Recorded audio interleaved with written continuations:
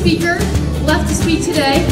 We have Jonas Cain, who's going to talk a little bit about positivity and kindness. Let's give him a round of applause. I am so happy you're here. And really let those words sink in. I am so happy that you are here. Think about it. Here's why. When we're frustrated, it's very easy to pass that frustration on to others. Maybe we do this by complaining to all the people around us. Maybe we do this by maybe yelling at the people around us, thinking that they, for some reason, had something to do with why we're upset. Maybe they should have done something to stop it. Or perhaps, even worse, is when we just ignore the people around us altogether. And the problem with this is any time that we pass our frustration onto others, it's not doing anything to alleviate the situation, and at worst, it's perhaps passing on, fueling that fire of frustration that's already in the people around us.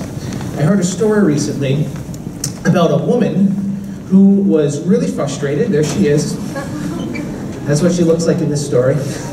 She was really frustrated because this was a number of years ago. She was trying to complete an assignment for work, and her assignment was she had to make some copies of this document. That's all she had to do. So she was standing, and this was like probably 30 years ago, so this was a while ago. So she was standing at this copy machine, and the first problem is technology, because technology is pretty fickle, right? Especially back in the 80s. I mean, they didn't really have all of this stuff figured out. So she was trying to make copies, the machine wasn't working. What do we do when technology doesn't work? Unplug it, right? Trying to unplug it, count to 10, plug it back in. And then if that doesn't work, what do? We hit it, because violence, of course, is always the answer. When things don't work out, we just hit it, thinking that's going to work. And when all of this fails, maybe you pray to the gods of technology, hoping for divine intervention in some way. So that's what this woman was experiencing. She was getting frustrated. Her adrenaline was running. She was hitting the machine, unplugging it, muttering to herself. Meanwhile, there was this guy standing behind her, just waiting to use the machine. And finally, he stepped in to help out. And he was able to get the copies for her. But think about if this was you. You've resorted to violence on this machine. Adrenaline is coursing through your veins. How do you think she responded to this? Did she respond by complaining about this, that, and the other, why her office can't have technology that works? Maybe she would yell at him, say, well, how long have you been standing there? Why don't you help out sooner? You just see me running around trying to fix this. Or perhaps so angry that she would have just ignored him altogether. These are all solutions. These are all responses that we make often when we're frustrated. But she didn't do any of these. She simply smiled, looked at him, and said, I'm so happy you're here.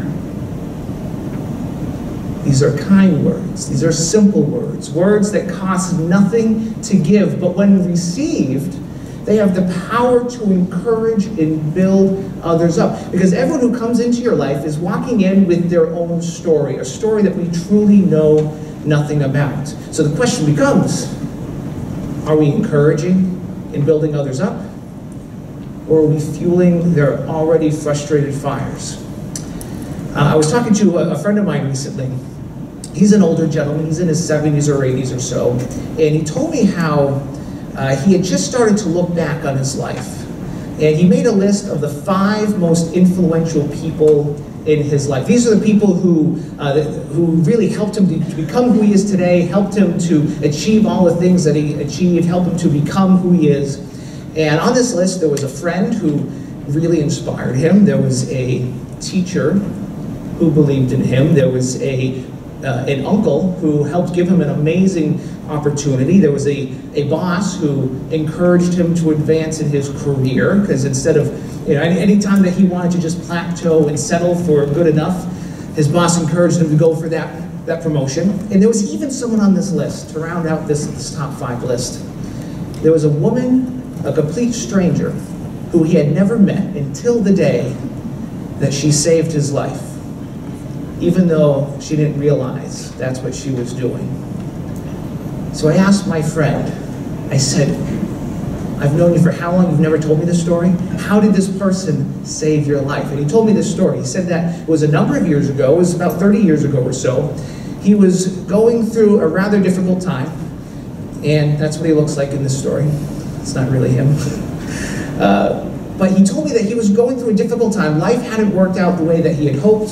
Things were getting difficult, and he was going through depression. And depression has many different sides, right? It could be a series of unfortunate events. It could be a trigger event. Sometimes it's just a chemical reaction in the brain. Whatever the case may be, for my friend, he went through some things, some disappointing times, and he decided that it would just be best if he wasn't around anymore.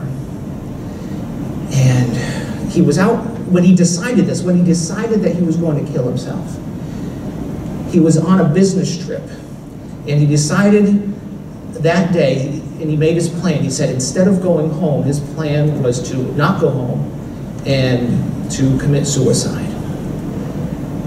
And it's when we get to that level of frustration, when things are getting so challenging, when we need to reach out to people the most, that's just the time when many of us, we withdraw, right?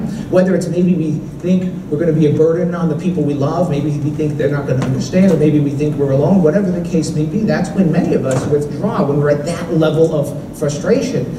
So that's what he did. So he decided that's what he was going to do. He had his plan. He was almost done for the day. He had everything done. He just had to do one last thing. He had to make a copy of a document. So he was standing at this copy machine, standing behind a woman who was banging the thing. She was yelling at the thing. She was unplugging it, plugging it, banging it in. She was muttering to herself frantically. And finally, he's thinking, I have an appointment with death I have to get to. I don't have time to wait for this woman. So finally, he stepped in and he helped her out. And instead of yelling, instead of complaining, instead of ignoring him and walking away, instead of fueling that fire of frustration, literally moments away from killing himself, instead of fueling that fire, she paused and smiled and said, I'm so happy you're here. Simple words, kind words, words that truly cost nothing to give, but when received, they literally have the power to save people's life. Everyone who's coming into our lives, they're coming in with their own stories that we truly know nothing about. So the question becomes, are we encouraging and building others up? Or are we tearing others down, even if we don't realize that's what we're doing? We're all going to be frustrated at some point in our lives. At one extreme, we can be a level 1, a category 1 frustration, like technology not working. Yeah, it's annoying, but it's not going to hurt anyone. Or it could be a category 5 frustration where we think it's best if we're just not around. Now, we may visit these two frustrations at various times in our lives. Most of us, when we get frustrated, it's somewhere in the middle. Let's try this together. Everyone close your eyes. Take a nice deep breath in. Really fill your lungs and let it out. And keep your eyes closed, but think about a time in your life when you were really frustrated. Maybe it was a category 1 frustration, and it was just something, it was perhaps a pet peeve, it's annoying, but it's not going to hurt anyone. Or maybe it's something bigger, maybe it's something more extreme. Whatever it is, think about the circumstances that led up to this. Think about the emotions that you're feeling. Think about the people that are around you when you're in the middle of this frustration.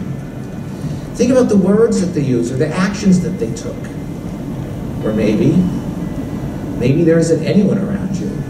But imagine that there was. What effect would their words and actions have on you? What does it mean to be kind to others and to yourself?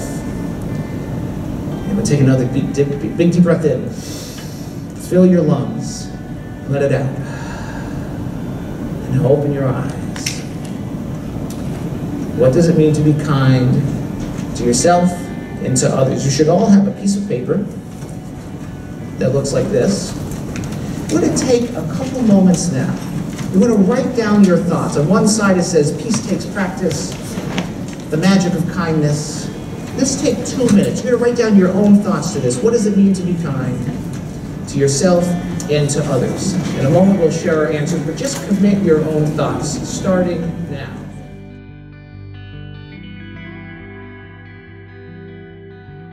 I have 4 markers, and I happen to need 4 of you to help me out with the demonstration. So let's, this guy right here, his hand just went straight up. He just looks like a happy, peaceful, kind. This is Danny. This is who? This is the class president. Danny, where are you from? He came all the way from Franklin just to see the presentation today. This is for you. Danny, you may hold on to that. Let's see, right over here. Are you also a president? Well, you're the treasurer. There's goals. We treasure you, really. What's your name? Thank you. Breathe. You may answer this. Breathe. And let's, not only is this gentleman's hands up, but someone is pointing at him. And also, the person pointing and this gentleman also helped me pass out all the flyers. So thank you. And your name? Trevor, you may pass the marker down. Thank you so much. And let's get one more. Oh, I see another hand and people pointing. This is perfect. And what's your name? Mackenzie. Have we ever met before, Mackenzie? Yeah, have you ever met? You look so happy about this. It's nice to meet you too, Mackenzie. So let's see, it was Mackenzie, Bree, Trevor, and Danny. The 4 of you with the marker, please join us at the front of the room. Give them a nice big hand.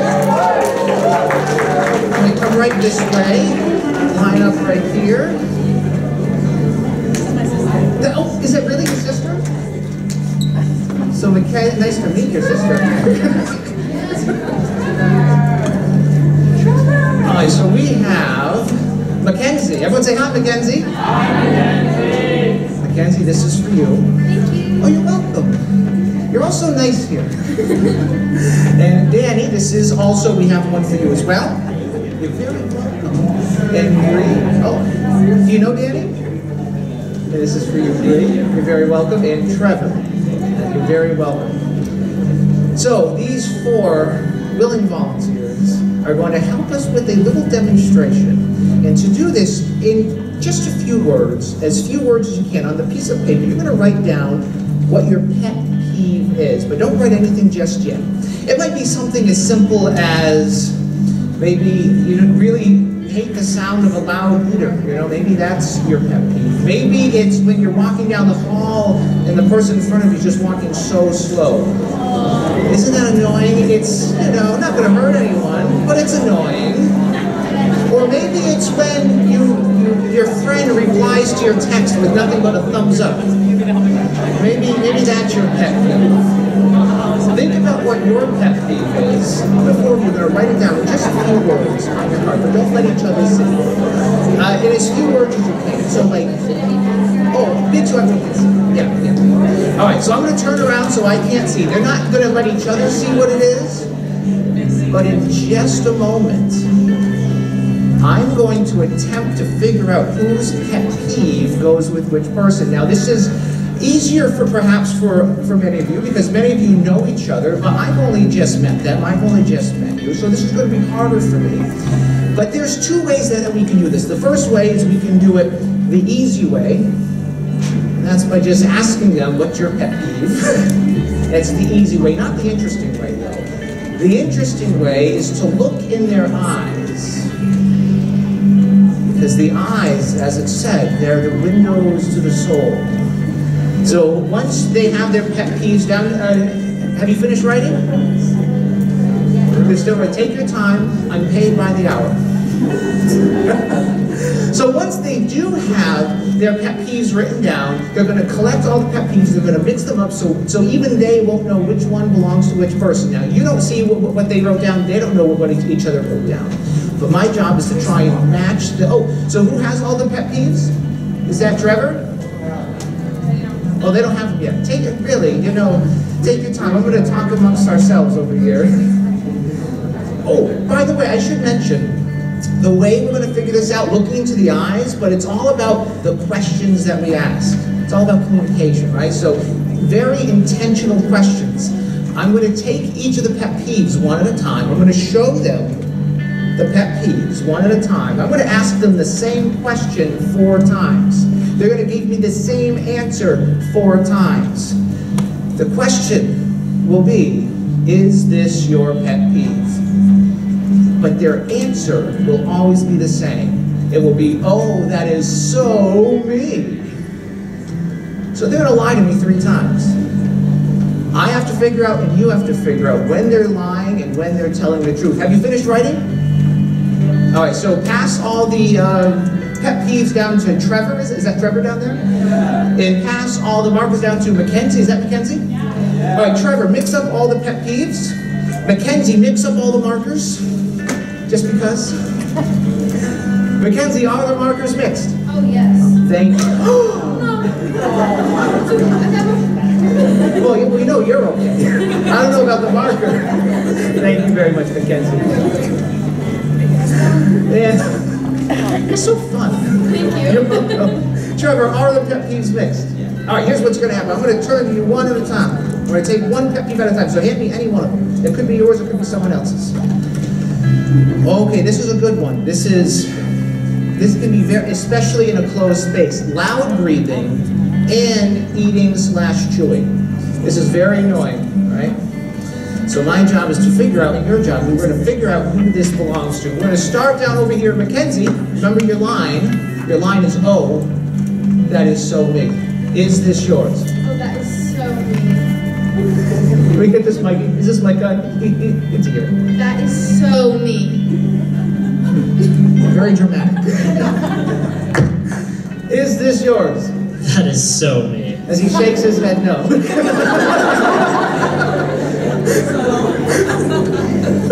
Thank you for the clues. I appreciate it. Bree, is this yours? That is so me. That is so. Notice she did not lose eye contact once. She like leaned into it a little bit. Oh, that is so me. Is this yours? Oh, that is so me. So monotone. It's so. All right. This. I'm gonna go. Now, don't give me any clues. If I'm wrong, I might change my mind. I'm going to give this to you. Don't give me any clues. I might change my mind after I see the other ones. Trevor, may I have one of the other ones, please? Oh. Yeah, this is one of my pet peeves. Closed-mindedness. Closed-mindedness. This is definitely one of mine. All right, let's start over here. Is this yours? Oh, that is so me. Changing the emphasis. Oh, that is so me. Is this yours? Oh, that is so me. He's not giving me anything now. That's why he's president, right? Knows when to hold, know when to fold. Is this yours? Oh, that is so me. Oh, wow. Is this yours? Oh, that is so me. He's giving the same thing every time. All right, this is going to be tough. Closed-mindedness. I mean, this one, really, this is a popular one. I'm not sure who I want to give this to. I'm going to give this to, again, I might be wrong. I'm going to give this to you. I might change my mind. This is just going on a whim. All right, you have two more. Let's see what the next one is. Thank you. Stubbornness and awkwardness. Been there, I've been on both sides of this. Stubbornness and awkwardness. Is this yours? That is so me. You seem so proud of this one too. Is this yours? Oh, that is so me. He says stubbornly and awkwardly. I'm going to give this one to you. All right, we have one more left. May I see the, and you don't have one now. Okay, so this is, oh yeah. This one, there's a few options for this one. Listerine or Tic Tacs. Bad breath. Yeah, especially if they're a close talker, if you're in a closed space. This is a popular one. Is this yours? Oh, that is so me. It's so you. Yeah, so me. Is this yours? That is so me. Changing up the script. I love it. Is this yours? That is so me. You're having fun, aren't you? Isn't this fun? Is this yours? Oh, that is so me. Can't even keep a straight face. That's for you. All right, now hold it up so we can see what you wrote here. Now again, I've only just met you folks. I don't know you. I don't know you. You don't know me. But you know them. At least some of you know them, right? How do you think they did? Any good? You don't know? In the grand scheme of things, does it really matter? Let's find out.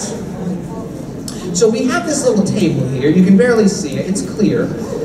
Isn't it adorable? There you go. On the count of 3, I'm going to count 1, 2, 3. When I get to 3, if you're holding your pet peeve, you will place it onto the clear table, and then you will go back to your seat. However, if you are not holding your pet peeve, you will stay standing, and I'll try and see where I went wrong. All right, hold them up one last time. All right, 3. Oh, so we count back, count 1, 2, 3. Okay, 1. 2. Are we all going at the same time? On 3. At the same time. Thank you for clarifying. You put it on the table and walk back to your seat. Thank you for clarifying. It's stressful, I know. I like that you have an open mind about this though. 1, 2, 3. You're a nice big hand.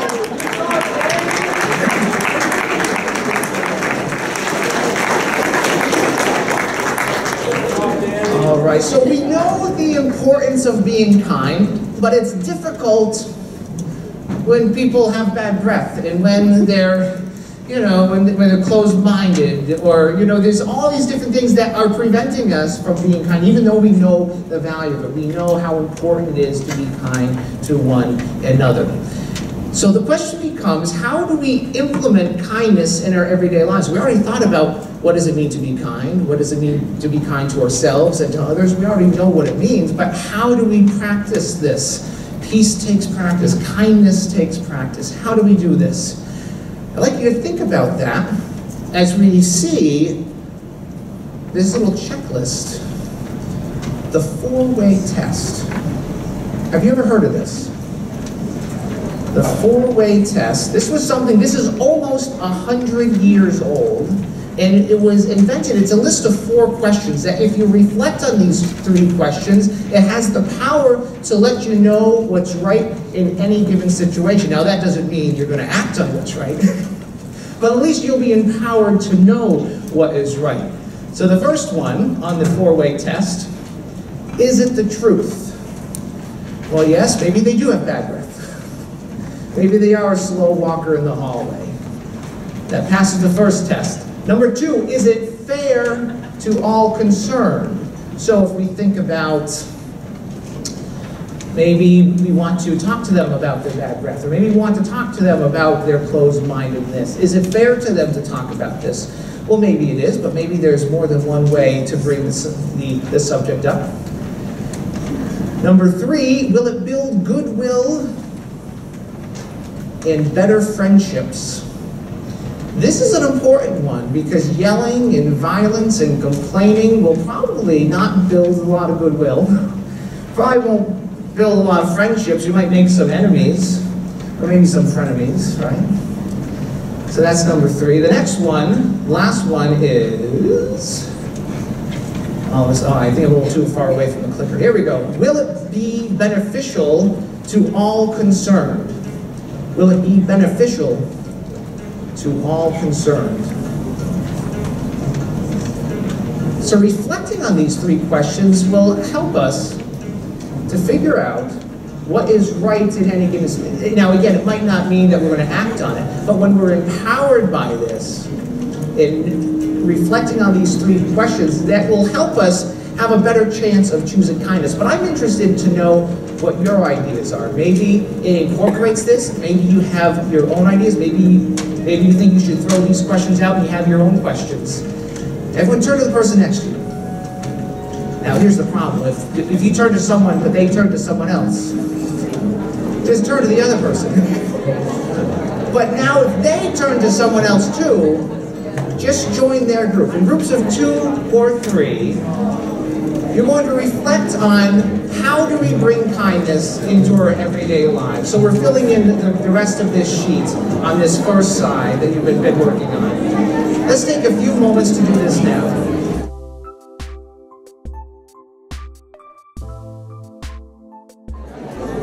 I'm really enjoying all of the conversations London, I had a chance to speak with a number of you, and I really encourage you, keep reflecting on this, keep thinking about this beyond just this session, beyond just today, beyond just each other, but really think about and have conversations about how we can do this in our communities.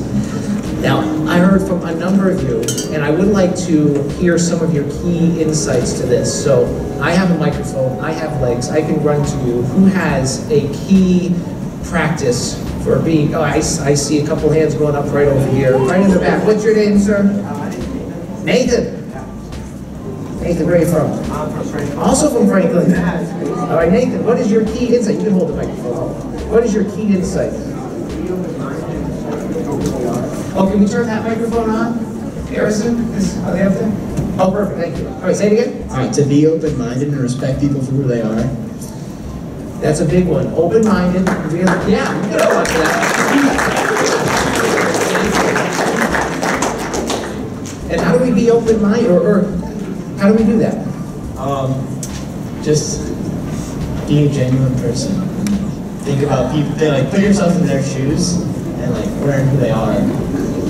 That is a very good point. That is a very good point. I attended a performance by the great comedian Sarah Silverman, and I'm not going to do her act for you, but she did say one particular thing that I thought was really insightful. And when I heard this, I thought, yes, people need to live like this.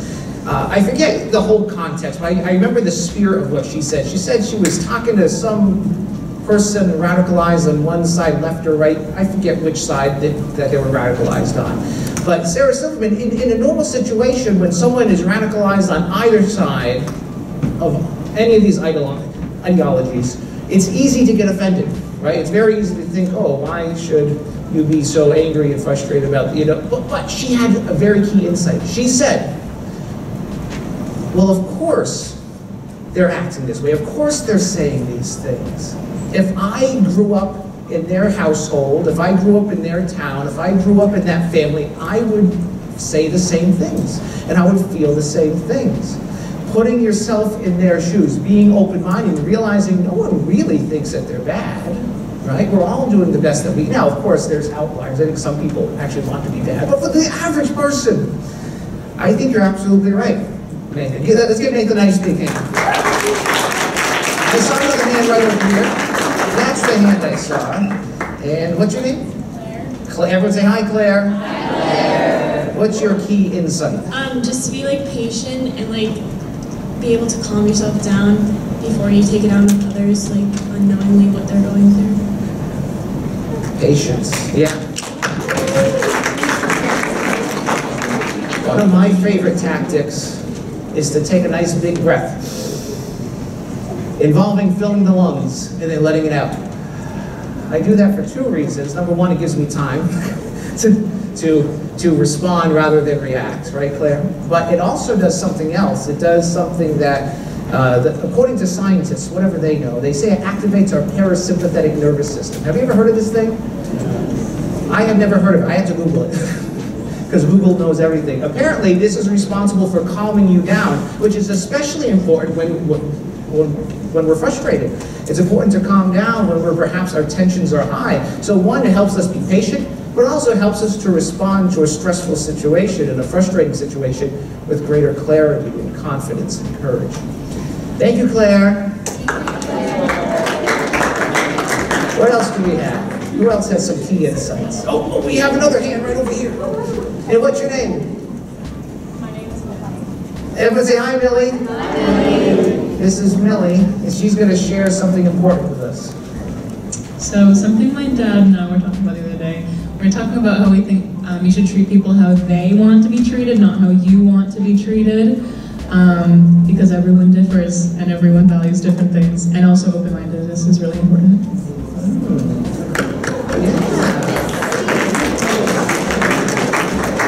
Millie, your dad sounds like a wise guy.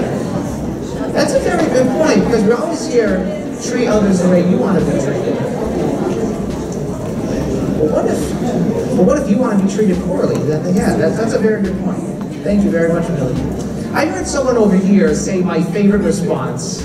It was this group over here. I know you didn't volunteer, but I'm gonna volunteer you. What was your response? Hey, your name? Hi, Olivia. Did you hear that? Get a dog. Get a dog. Yeah. Companionship. Something fluffy to pet, right? It's always going to calm us down. And think about this. When you're walking a dog in public, people aren't going to be mean to you. They're going to smile, right? It's going to build goodwill and better friendships, right? I love that response. Any other key insights? Oh, we go way in the back over here. And your name? Say it again? Delaney. Nice to meet you. Nice to meet you. Everyone say hi, Delaney. I said you could like go out of your way at least once a day to give someone a random compliment. Yeah, we don't want that. Words that cost nothing to give, but when they're received, they have the power. And it could be something simple. It could be like, oh, I really like your hair, or I really like your shoes, or you have a really nice smile. It could be anything, right? If it's, as long as it's genuine, as Nathan was saying, as long as it's genuine. Yeah, absolutely. All right, we're going to take, now here's the problem with all these things that we're talking about. It's easy to stay positive, it's easy to be kind, it's easy to know what the right thing to do is when we're sitting in the seats at a conference. That's one thing, but what about when we get into the real world where things aren't so cut and dry, when you're making gut instinct reactions, which is why on that piece of paper you've been using, on the other side of that, there's a little scenario. Some people say scenario. I like to say scenario. In your same groups, let's take some moments and read through this scenario, and then think about the reflection questions below the scenario. We're putting all of these ideas that we just talked about into practice. So keep everything that we talked about in mind.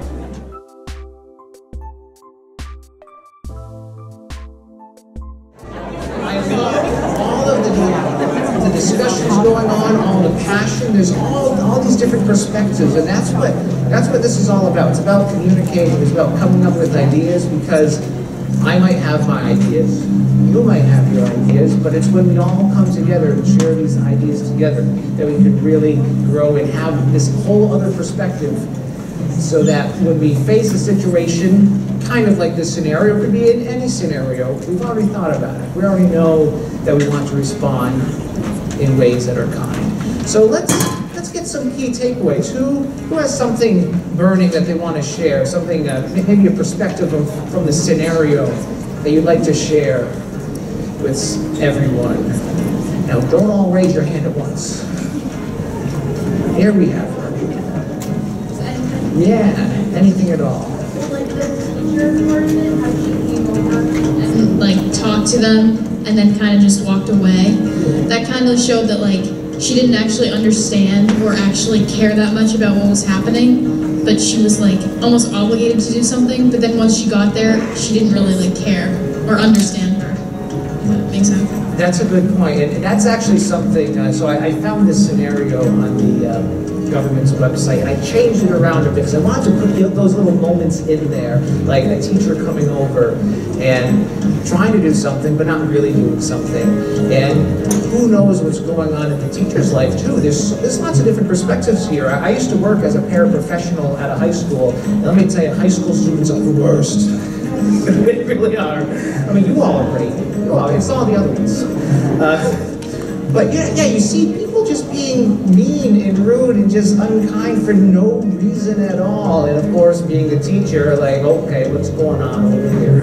And trying to, I don't know, break them up. It's difficult. It is difficult. So there's that. That's difficult. As the teacher who cares but maybe doesn't really care, or maybe they've been being bullied too by the vice principal. You know, who knows? Very good insight. Thank you. And your name again? Carly. Everyone say hi, Carly. Hi. What else do we have? Any other thoughts? Key insights. Oh, right over here. And your name? You're Katie. Hi, Katie. I thought in the story, like a lot of the parts where they highlighted the girls laughing kind of like made a statement, because even though it wasn't words, their actions were still hurting other people. Yes, that's a good point. And that's also one of the points that I put in it, because in the original scenario, they were like, oh, they were laughing at Natalie. However, just people laughing doesn't necessarily mean they're laughing at Natalie, but oftentimes it's presumed, right? You know, I grew up, I was always a very shy kid, and I was always, you know, I wouldn't say bullied, but just people would say unkind things to me. People would say, oh, I don't know what kids would say, I don't know, they were just mean. And so anytime I was in a situation where I heard people laughing, I just presumed that they're laughing at me, that I'm the butt of some sort of a joke.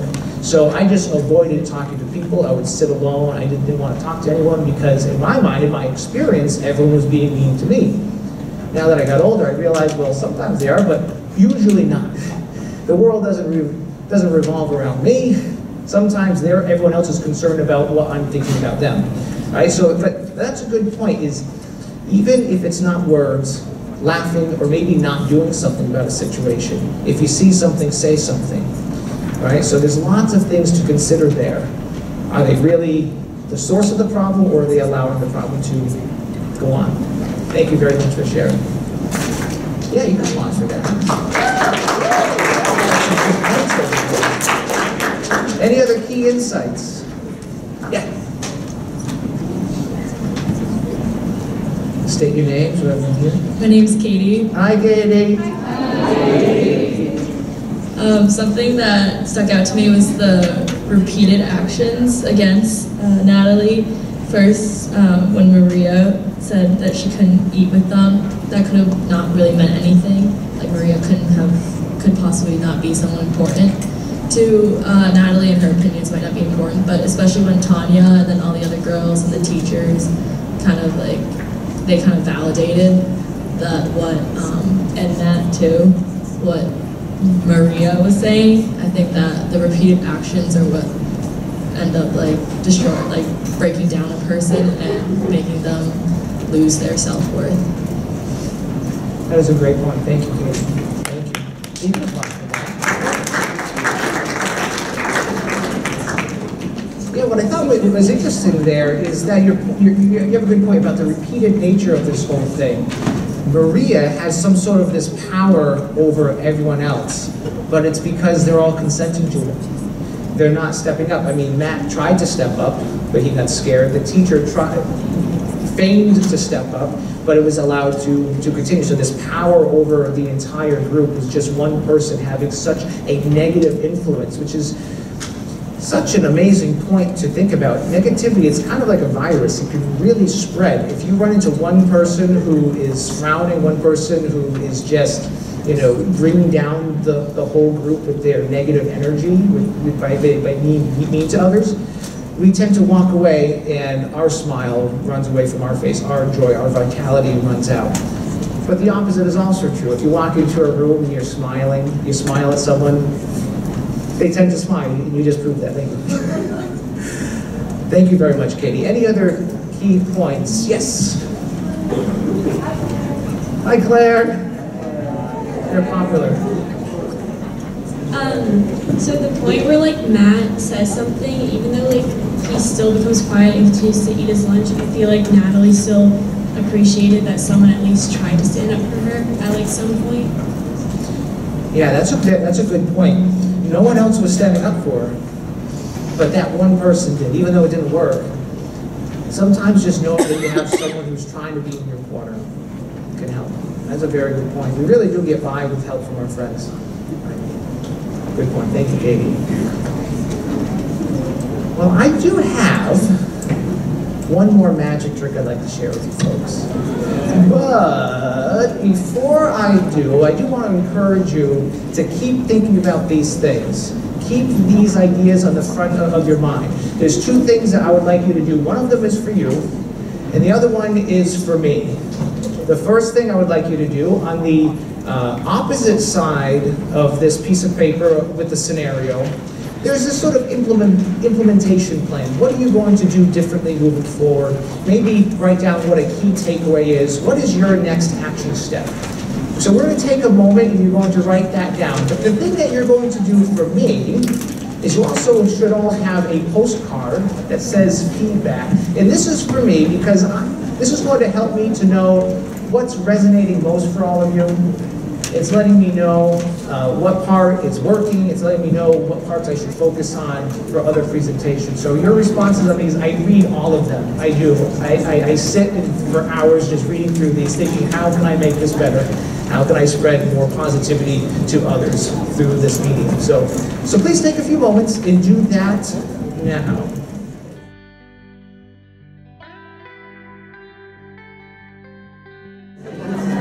All right, folks, I'm really excited to share with you this final magic trick, and this is one that really will tie everything together, because we truly see negativity all over the place. It's all over the news.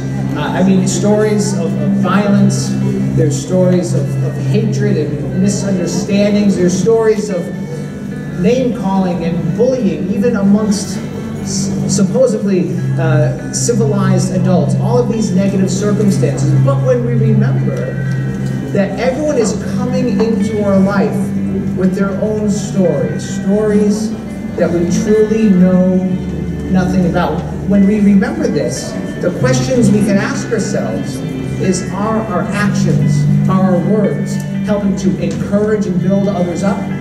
Or are they working to tear others down? We spent this entire day, not just in this session, but this entire day, talking about practicing peace, bringing peace to our communities, for ourselves, and for the people who we lead.